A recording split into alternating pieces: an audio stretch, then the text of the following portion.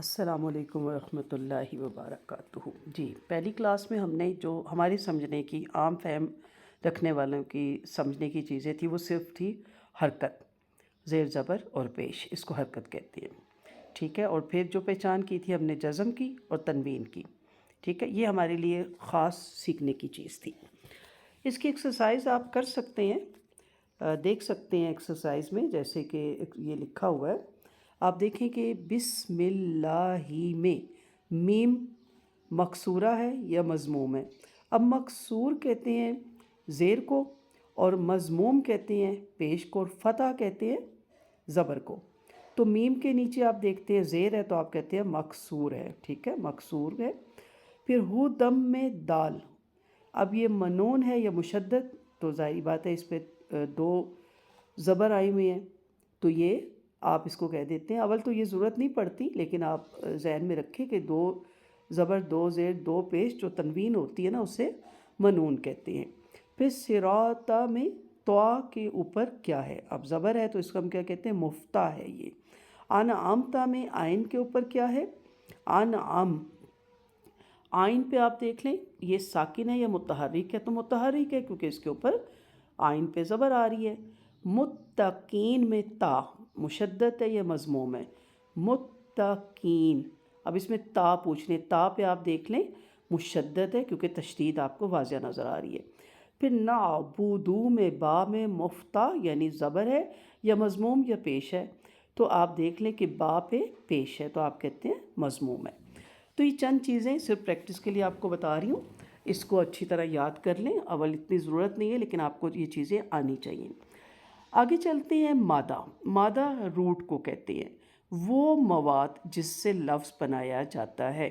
جیسے آپ کہہ لیں کہ آپ نے بریانی بنانی ہے تو وہ تمام چیزیں جو بریانی میں ڈلتی ہیں، اور بیسک کیا ہوتی ہے؟ چاول۔ اگر چاول نہیں ہے تو باقی ساری چیزیں ہیں، تو پھر بریانی کس کی بنے گی؟ تو مثلاً یدربو میں ضاد رابا یا دوات رابا درابا، اس سے بنایا گیا یدربو۔ یہ آگے اس کی مزید تفصیلات بتائی جائے گی، لیکن ابھی آپ صرف اس کا روٹ دیکھیں کہ روٹ کیا ہوتا ہے۔ پھر صیغہ، فعل کے مستعمل شکل جو مادے کو وزن میں رکھنے سے بنتا ہے، یہ صیغے بھی آگے جا کے ہم یاد کریں گے۔ لام تعریف، لفظ کے شروع میں آنے والا الف، لام یعنی الف لام جو آتا ہے اسے لام تعریف کہتے ہیں، جیسے الحمد یا جیسے القلم، یہ ساری لام تعریف ہوتا ہے۔ پھر علم الصرف، اب یہ کیا چیز ہے؟ یہ وہ علم ہے جس میں کلمے کے اندر تبدیلی کرنے کے قاعدے بنائے جاتے ہیں، یعنی یہ لفظ تغیرات کے علم کا نام ہے، یعنی جو تبدیلیاں آتی ہیں۔ مثلا ناصر، منصور، ینصرون، انصار، نصرہ، یہ ساری آپ کو گرامر سسٹم یاد کروائی جائے گی، ابھی آپ صرف سن لیں، ابھی اس میں زیادہ آپ آگے نہ جائیں۔ علم نحو جو ہم یاد کریں گے یہ وہ علم ہے جس میں کلمے اور کلام کو صحیح طور پر استعمال کرنے کے قاعدے بنائے جاتے ہیں، نیز کلمے کے آخری حصے کی حالت کا بھی پتہ چلتا ہے، مثلاً المسلم، المسلمہ، المسلمی۔ پریشان مت ہوئیے گا، کوئی مشکل چیز نہیں ہے، ابھی صرف آپ کے کانوں سے گزارے ہیں، پھر انشاءاللہ اس کو آپ کو تفصیل سے بتائیں گے۔ عربی زبان میں کل 28 حروف تہجی ہیں، اردو میں زیادہ ہیں لیکن عربی میں صرف 28 ہے۔ ان کی ادائیگی کی میں آپ کو ویڈیو بھی سینڈ کر دوں گی۔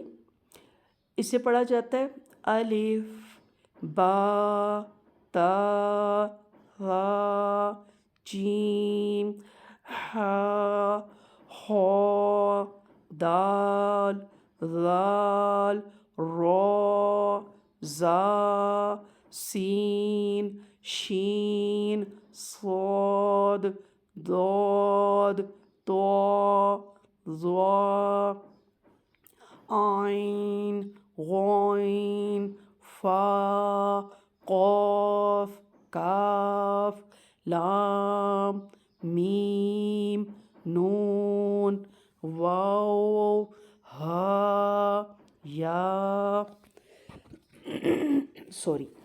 جو تجوید کورس کروائے جاتے ہیں اس میں ہم بہت زیادہ اس پہ توجہ دیتے ہیں اور ہم بتاتے ہیں کہ با کا مخرج کیا ہے، تا کا کیا، لیکن کیونکہ ہمارے یہ گرامر سیکھنے کا اس لیے ہم اس میں نہیں جاتے، لیکن اس کی صحیح ادائیگی آنی چاہیے۔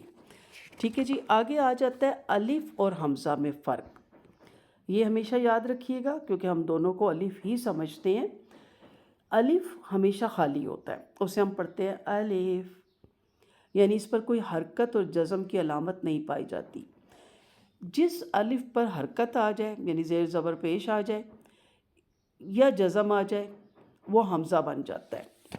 مثلا آپ اس میں تصویر میں دیکھ لیں، قولا، اس میں الف خالی ہے، قاف کے بعد جو الف ہے وہ خالی ہے، اس لیے اسے الف کہیں گے، لیکن قرأ میں موجودہ الف پر حرکت ہے، اس لیے یہ حمزہ کہلایا جائے گا۔ ٹھیک ہے، تو یہ یاد رکھیے گا، الف ہمیشہ ابتدا میں یوز ہوتا ہے اور باقی جو ان سے وہ زیادہ درمیان میں حمزہ آتا ہے۔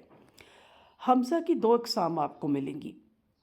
حمزہ اصلی، وہ حمزہ جو دوران کلام برقرار رہے اور کسی صورت حذف نہ ہو، حذف یعنی ختم نہ ہو، ہمیشہ پڑھا جائے اور لکھا بھی جائے، اسے حمزہ اصلی کہتے ہیں۔ اسے حمزہ قطعی بھی کہتے ہیں۔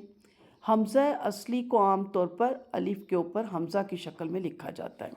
سورۃ بقرہ کی آیت میں آپ پڑھتے ہیں انزل الیک وما انزل من قبلک، تو یہ انزل میں جو حمزہ پیش ہے، الف پیش ہے، پھر آگے الف کے اوپر پھر پیش ہے، تو یہ حمزہ بن جاتا ہے، تو ہم اسے کیا کہتے ہیں؟ حمزہ اصلی، یہ قائم رہتا ہے۔ اب حمزہ وصلی ہے نا جو، وہ حرکت کے دوران ختم ہو جاتا ہے اور خود الف کی صورت میں لکھا تو جائے گا مگر پڑھا نہیں جائے گا، اسے حمزہ وصلی کہتے ہیں۔ وصل یعنی ملانا۔ هو اللہ الخالق الباری المصور، تو اس میں دیکھ لیں الف درمیان میں آیا، وصل میں آیا، لیکن اس کو ہم پڑھ نہیں رہے، یہ آپس میں الفاظ کو ملا رہا ہے۔ تو آج کے لیے اتنا کافی ہے، انشاءاللہ اگلے پھر ہم لفظ پہ آئیں گے، ورڈ پہ آئیں گے، لیکن ان چیزوں کو سمجھ لیں۔ کوئی سوال ہے تو مجھے ان باکس میں آپ پوچھ سکتے ہیں۔ السلام علیکم ورحمۃ اللہ وبرکاتہ۔